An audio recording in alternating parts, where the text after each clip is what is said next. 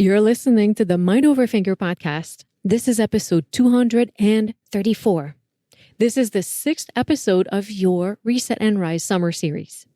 Today, we're shifting into a new phase of the journey. We're clearing the path.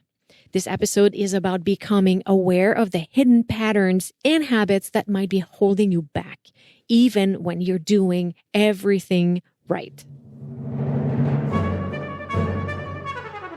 Welcome to the Mind Over Finger podcast, where we dive into the world of mindful music making, peak performance, and crafting a purpose-driven life and career.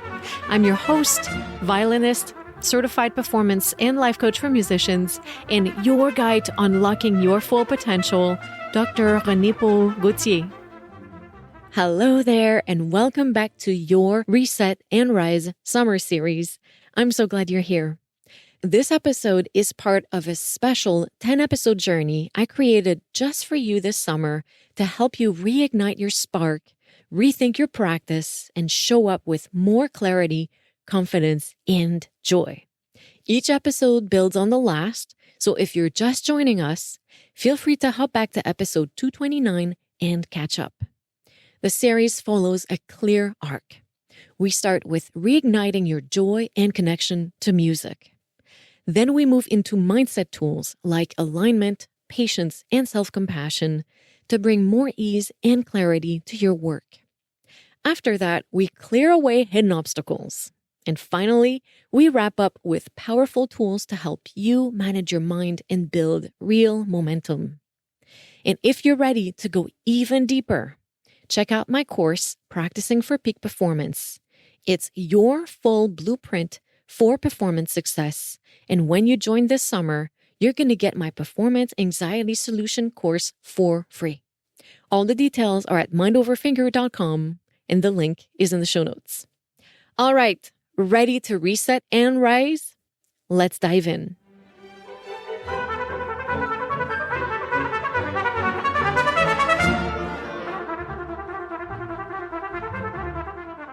Hi, everyone. I hope you're doing incredible.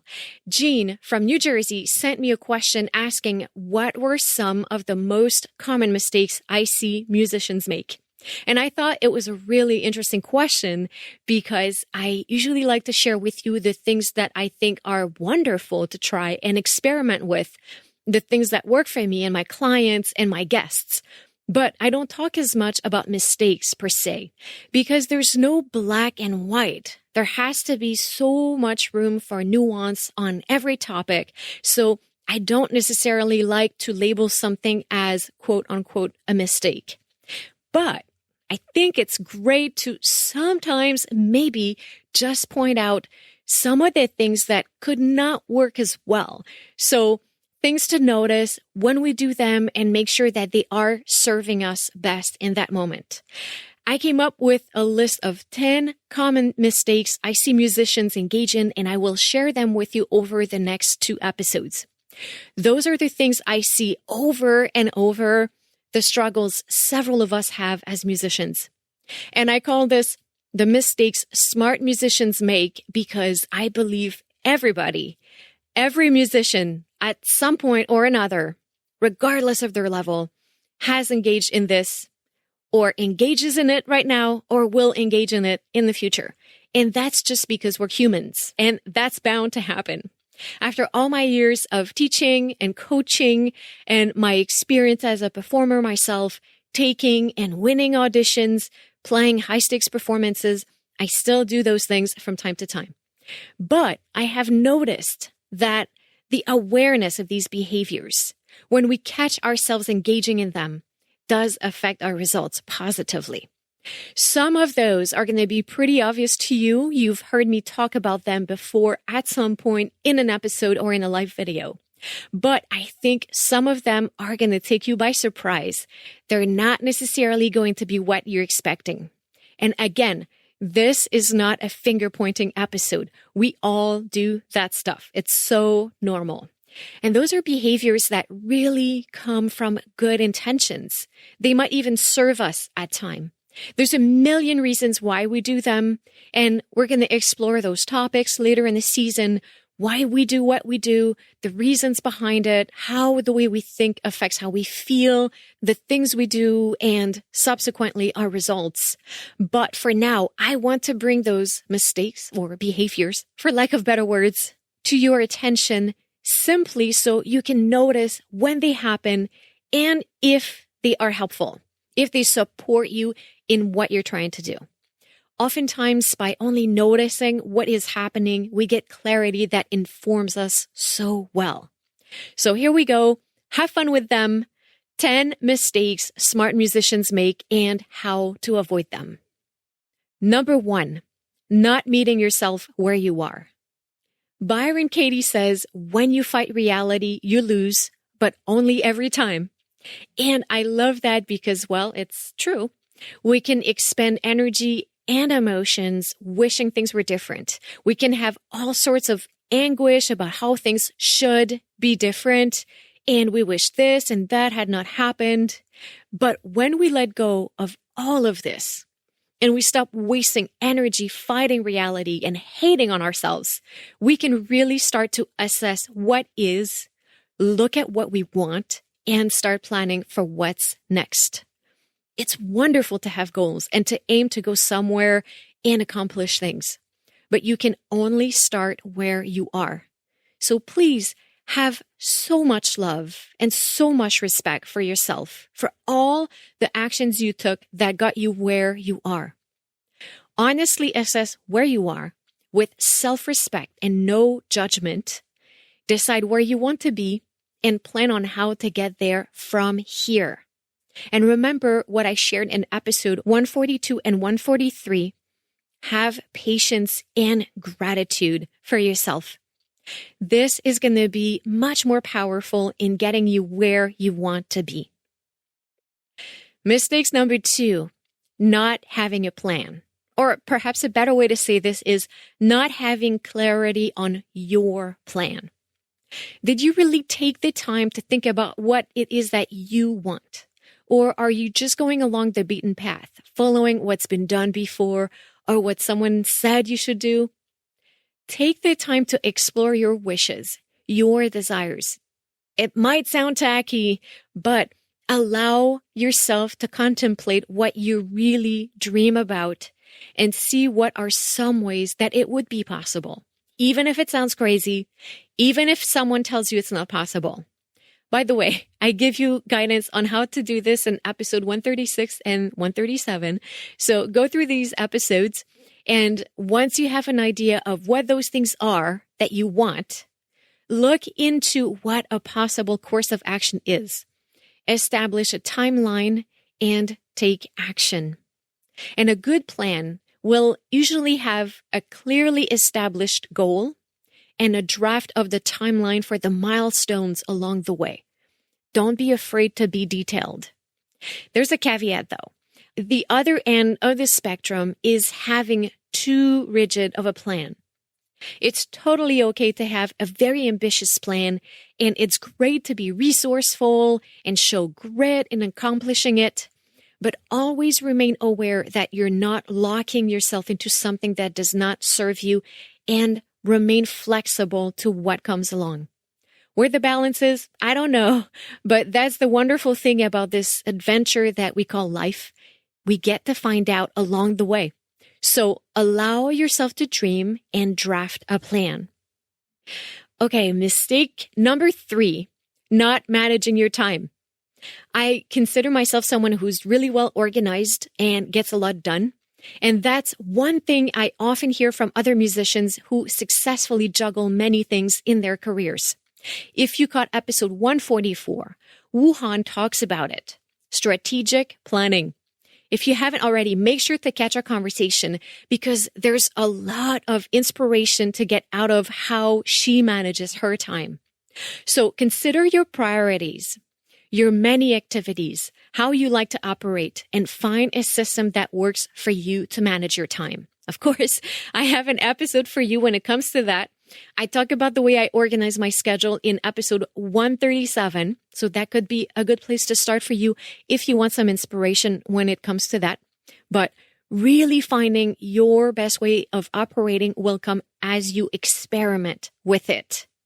We can talk about it in terms of strategic planning or time management, but figuring out what you want to do, what you have to do, when it has to get done, how it's going to get done, how much time it's going to require, planning for it, and putting that in writing somewhere will help you be really productive. Again, don't try to push yourself into a format that won't work for you. Always respect your way of operating. Number 4, under-consuming and over-consuming. And what I'm talking about here is consumption of knowledge. Do you ever do that? You start a new piece, you put the music on the stand, you pick up the instrument or sit at the keyboard or pick up your mallets or you do whatever it is that you do with whatever instrument you play, and you just jump in and you play and you move and you make sound. And when things don't work, you just repeat over and over again. Now, you've heard me talk about mind over finger many times, and I will shamelessly plug yet one more episode of the podcast, episode 141, where I talk about practicing with intention. So make sure you listen to that. But also ask yourself if you've done your homework. Did you consume enough material about this piece? What do you know about the composer, about the style, about the form? What do you know about the performance practice of this work? Have you listened to several recordings where you get contrasting artistic opinions? Did you have a chance to look at the orchestra score? Now, with the internet, it's so incredible to have access to so many editions of public domain music. Did you hop on IMSLP and check out different editions with different notation and fingerings and markings? Do you know what technical requirements are in the piece? Have you looked into exercises, drills, or similar repertoire that could help you refine your skills to play this piece? All right, you get the idea. Make sure you do your homework and that you embark on the journey of learning a new piece with a grocery cart already containing some ingredients to help you turn it into a great dish. Now, the opposite behavior, over-consuming, does not serve you better. Falling into a rabbit hole of information, an overdose of information that leads us to confusion.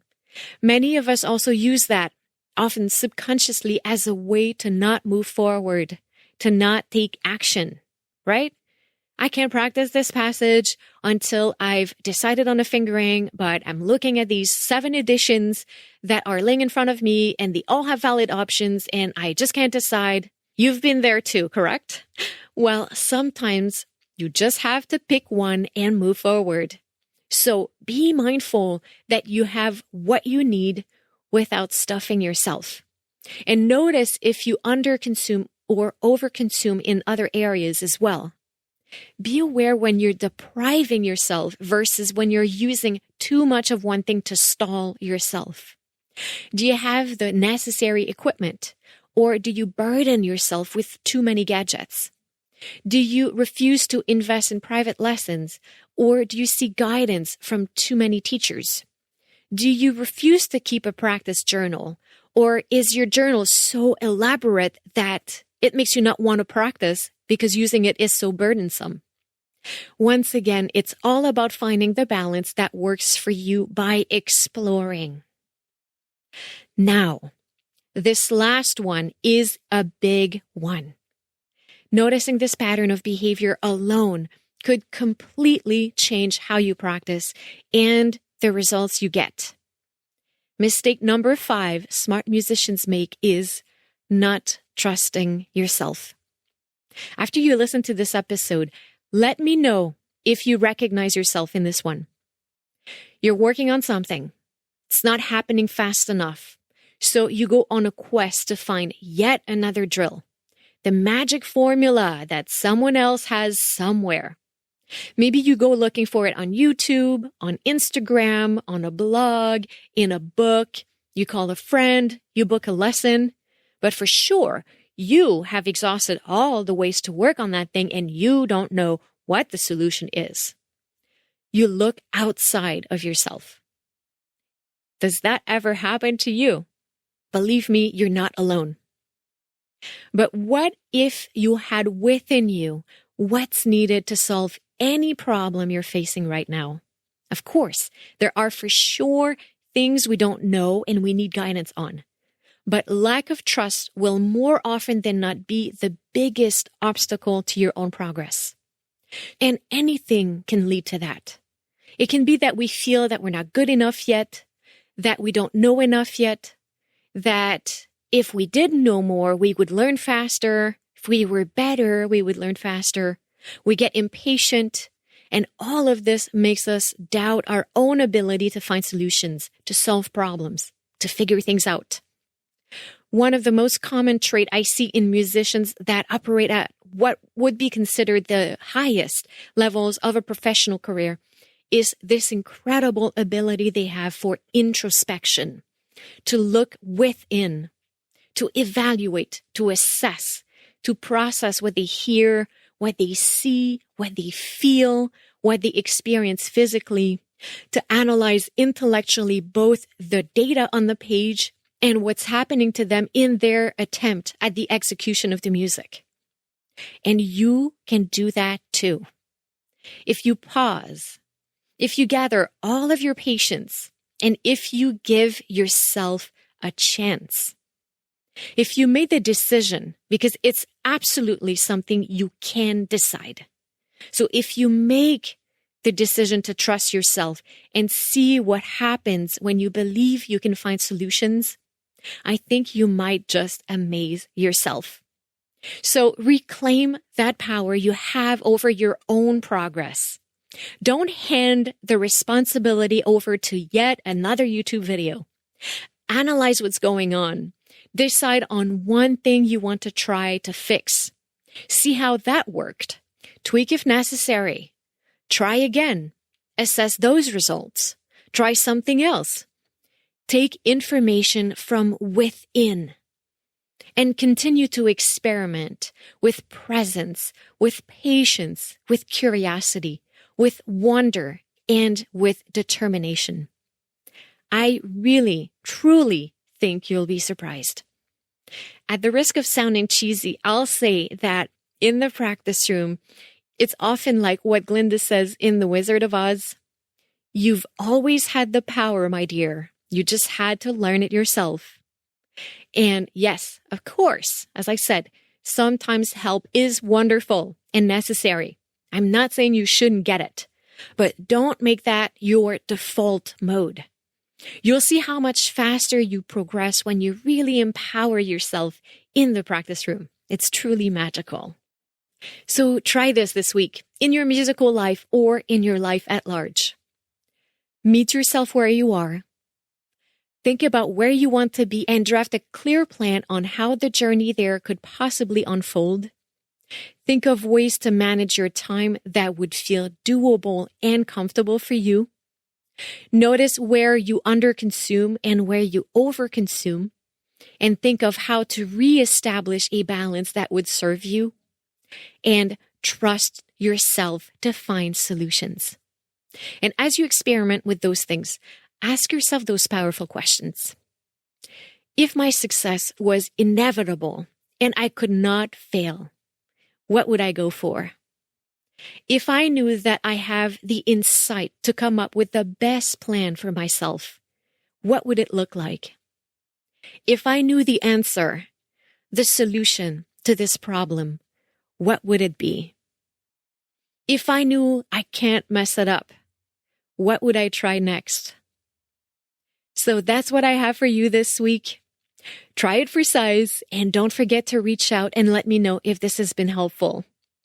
Much love going your way, and à bientôt.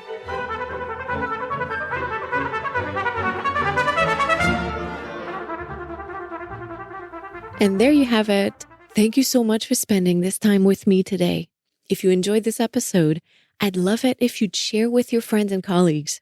Take a screenshot, post it on social media, and tag me. I'm mind over finger everywhere. I always love hearing your favorite takeaways. And if you're ready to take your playing and career to the next level, I'd love to invite you to join the Music Mastery Experience. This is my signature group coaching program where we're going to dive deep into building your confidence and mastery and set you up for success and fulfillment in your life and career. You can find all the details at mindoverfinger.com. While you're there, check out the free downloads and online courses available to support your journey even further. And don't forget to subscribe to my newsletter so you never miss an update or a tool to help you thrive. Again, thank you for being here. Until next time, much love and à bientôt.